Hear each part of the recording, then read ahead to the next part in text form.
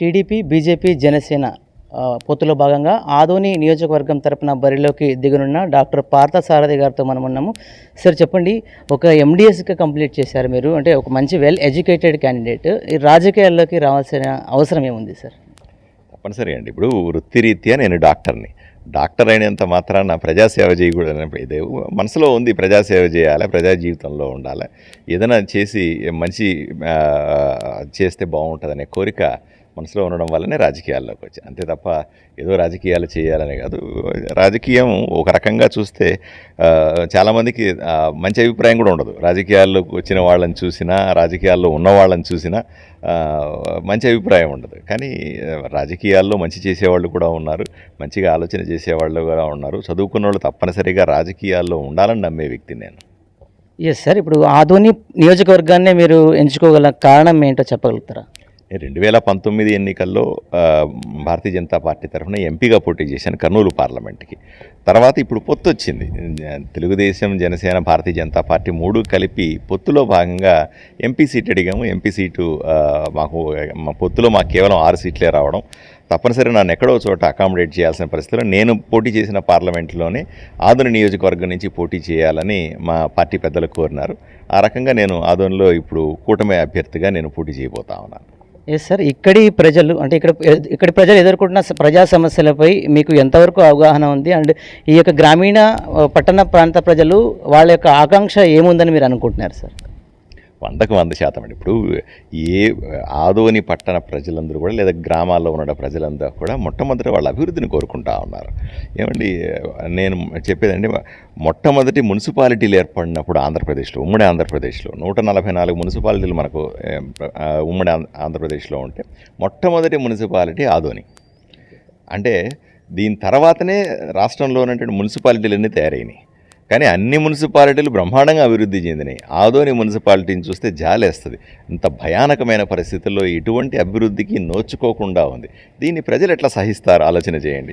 ప్రజలు మార్పు కోరుకుంటారు. ప్రజలు కాలంతో పాటుగా మిగతా ప్రపంచంతో పాటుగా అభివృద్ధి చెందాలా, ప్రజలు బాగుండాలా, సుఖశాంతులతో ఉండాలా, ప్రశాంతంగా ఉండాలని కోరుకుంటారు. ఏ ఊర్లో అయినా సరే ఆదోని ప్రజలు కూడా అలాగే అనుకుంటారు. ఇక్కడున్న ప్రధాన సమస్యలంతా కూడా గత 10 సంవత్సరాలుగా ఎమ్మెల్యే ఉన్నటువంటి సాయిప్రసాద్ రెడ్డి గారు ఇక్కడ ఎటువంటి అభివృద్ధి చేయలేదు.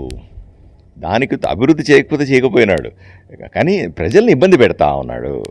ప్రజలకు ఏదైతే ఒక ఎమ్మెల్యే దగ్గర నుంచి కోరుకుంటున్నారో అది ఇవ్వలేకపోతా ఉన్నాడు. ఇది ప్రజలకు. సో నేను చెప్తా ఉన్నాను, అరే నేను ఎమ్మెల్యే కూటమి అభ్యర్థి తరఫున వస్తున్నాను. ఈ ప్రాంతంలో ఉన్న సమస్యల పట్ల నాకు పూర్తి అవగాహన ఉంది. ఈ ప్రాంతంలో నేను పలుసార్లు తిరిగాను. గత 6 సంవత్సరాలుగా నేను ఎన్నో ఉద్యమాలు చేశాను ఆదోనిలో. మీరు నా చరిత్ర చూసుకోండి, నా సోషల్ మీడియా, నా ఫేస్బుక్ చూసుకోండి. ఎన్నో ఉద్యమాల్లో నేను ఆదోనిలో వచ్చి పాల్గొన్నాను. నాకు ఇక్కడ హాస్పిటల్ కూడా ఉంది, ఇక్కడ దాన్ని నడుపుతూ ఉన్నాను గత 10 ఏళ్ళుగా.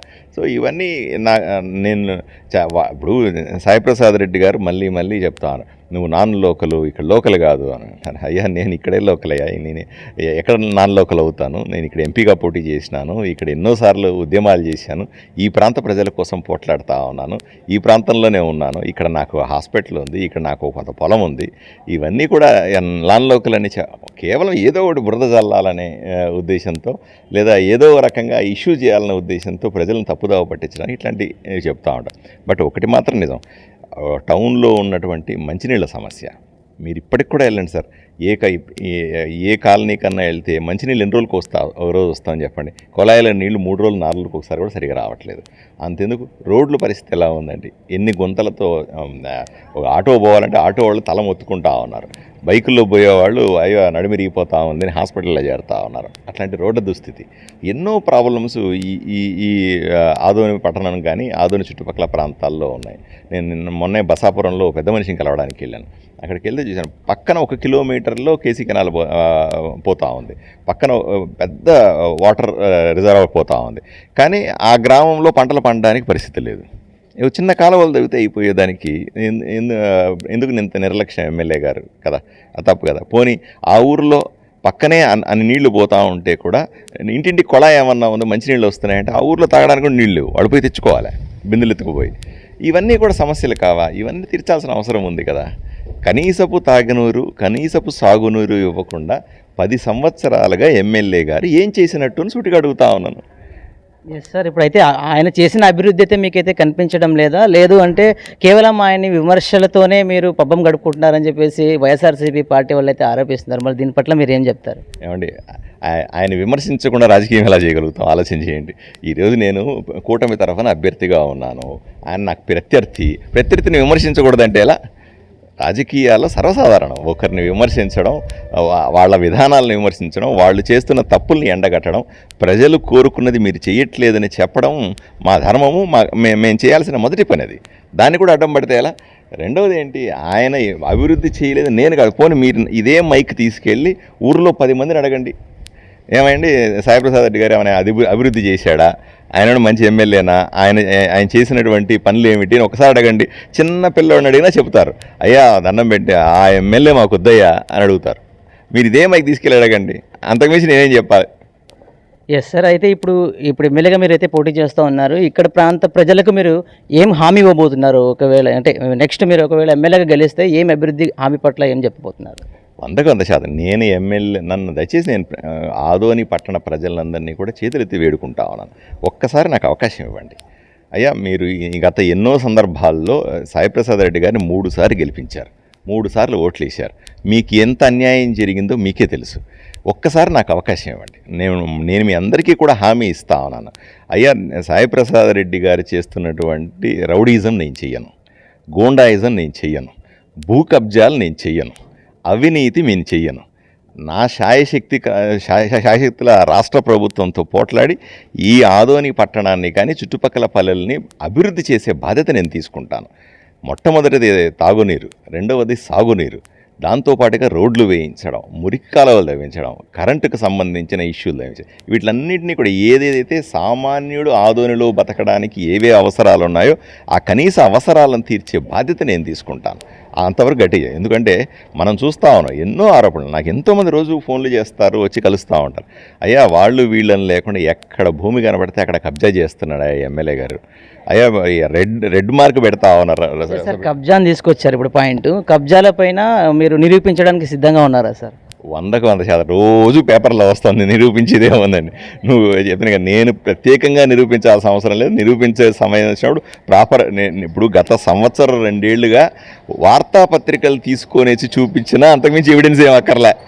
ఆయన మీద ఉన్నటువంటి కంప్లైంట్లు ఏవైతే పోలీస్ స్టేషన్లో ఉన్నాయో, ఆయన మీద ఉన్నటువంటి కంప్లైంట్లు భూ కబ్జాల మీద ఆ రెవెన్యూ డిపార్ట్మెంట్లో ఉన్నాయో, ఆ పేపర్లు తీసుకొస్తే కూడా ఇంత పెద్ద ఫైల్ అవుతుంది. నిరూపించడానికి నేనక్కర్లే, ఎవరైనా ఊర్లో ఎవరైనా నిరూపించవచ్చు. రోజు పత్రికలు, అంతేందుకు నిన్న కూడా మటన్ భూమి కబ్జా చేశారని పత్రికల్లో వచ్చింది, మనమంతా చదవలేదా? ఇది రోజువారీ. సబ్ రిజిస్టర్ ఆఫీస్లో ఒక రెడ్ మార్క్ పెట్టడం, ఆ రెడ్ మార్క్ ఏమండి రెడ్ మార్క్ పెట్టారు, మేము కొనడానికి అమ్మడానికి లేదా అంటే నువ్వు వెళ్ళి ఎమ్మెల్యే గారిని కలువు అని చెప్పడం. ఎమ్మెల్యే గారిని కలిస్తే నాకు 10 లక్షలు 20 లక్షలు అని చెప్పడం. పేదవాళ్ళు, చిన్నవాళ్ళు, చిన్న చితక పనులు చేసుకునేవాళ్ళు అంత డబ్బులు ఇచ్చి ఆయనకి డబ్బులు ఇవ్వగానే అక్కడ రెడ్ మార్క్ తీసేస్తారట.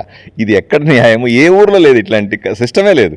రెడ్ మార్కులు ఎందుకు పెడుతున్నారో, ఆయన దగ్గర డబ్బులు ఇస్తే రెడ్ మార్కులు ఎందుకు తీసేస్తా ఉన్నారు, ఇవన్నీ కూడా ప్రజలకు తెలియకుండా ఉంది. ఆలోచన చేయండి సార్. Yes sir. పార్థసారథి అన్న వ్యక్తి అయితే ఫేస్ పరంగా అంటే ముఖం పరంగా అయితే చాలామందికి ఐడియా లేదు. మీరు ఇప్పుడు ఈ కొద్ది రోజుల్లో ఎలా వాళ్లకు మీరు గుర్తుండిపోయేలాగా చేయబోతున్నారు? సార్, నేను గుర్తుండిపోయేలాగా చేయండి, ప్రజలే నన్ను గుర్తుపెట్టుకుంటారు తప్పనిసరిగా. ఇప్పుడు ఒకటి ఆలోచన చేయండి సార్, 10 సంవత్సరాల ఎమ్మెల్యేగా ఉన్నటువంటి సాయిప్రసాద్ రెడ్డి గారిని ఒకసారి ఊహించుకోండి. నా బ్యాక్గ్రౌండ్తో నేను మాట్లాడుతున్న మాటలతో నేను మీ మధ్య వచ్చి నేను మీ ఆశీర్వాదాన్ని కోరుతాను. నన్ను ఒకసారి ఊహించుకోండి.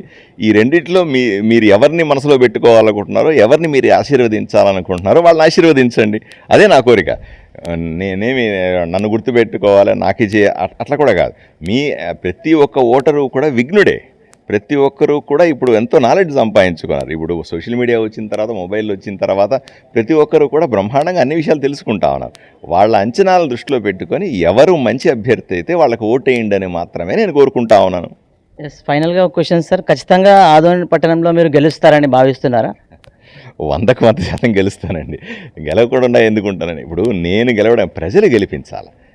ఈరోజు ఒక ఆల్టర్నేటివ్ మార్పు కావాలని ప్రజలు కోరుకుంటాను. ఇప్పుడు ఒకటి చెప్తాను చూడండి సార్, సాయిప్రసాద్ రెడ్డి గారు గత ఎన్నికల్లో కూడాను ఇప్పటికి కూడా ఆయన చెప్పేది ఏంటి, భారతీయ జనతా పార్టీ అభ్యర్థి నిలబడ్డాడు కాబట్టి ముస్లిమ్స్ ఎవరు ఆయనకు ఓటేయరు. అదే ఆయన ఆయన కాన్ఫిడెన్స్ అది. ముస్లిమ్స్ ఓటు వేయరు కాబట్టి వాళ్ళంతా నాకు వేసేస్తే నేను గెలిచిపోతాను, మళ్ళీ ఎమ్మెల్యే అవుతాను. అయ్యా ఒకటి ఆలోచన చేయండి, ముస్లిమ్స్ అందరూ ఈ ఎమ్మెల్యే గారి కుట్రల్ని కుతంత్రాలని కూడా ఒకసారి ఆలోచన చేయండి. ఎల్లప్పుడూ కూడా హిందూ ముస్లిమ్స్ అనే గొడవలు సృష్టించి వాళ్ళ మధ్య వీళ్ళ మధ్య విభేదాలు సృష్టించి ఏదో రకంగా తన రాజకీయ పబ్బం గడుపుకునే ప్రయత్నం చేస్తున్నారు సాయిప్రసాద్ రెడ్డి గారు. ఇది ప్రజలు కూడా ఆలోచన చేసుకోవాలి. అయ్యా నేను డాక్టర్ పార్థసారథిగా చదువుకున్నవాడిగా, ఇంతకుముందు ఎంపీగా పోటీ చేసిన వాడిగా, జాతీయ స్థాయిలో ఓబీసీ మోర్చా జాతీయ కార్యదర్శిగా భారతీయ జనతా పార్టీలో నేను పనిచేసిన, దేశవ్యాప్తంగా తిరిగిన అనుభవంతో నేను చెప్తా ఉన్నాను. ఎక్కడా కూడా నన్ను నమ్మండి, ఎక్కడా కూడా హిందూ ముస్లిం అనే తేడాన్ని నేను ఎప్పుడూ చూడను. నాకు గుడి అయినా సరే, చర్చ్ అయినా సరే, మసీద్ అయినా సరే, మూడు ఒకటిగానే చూస్తాను.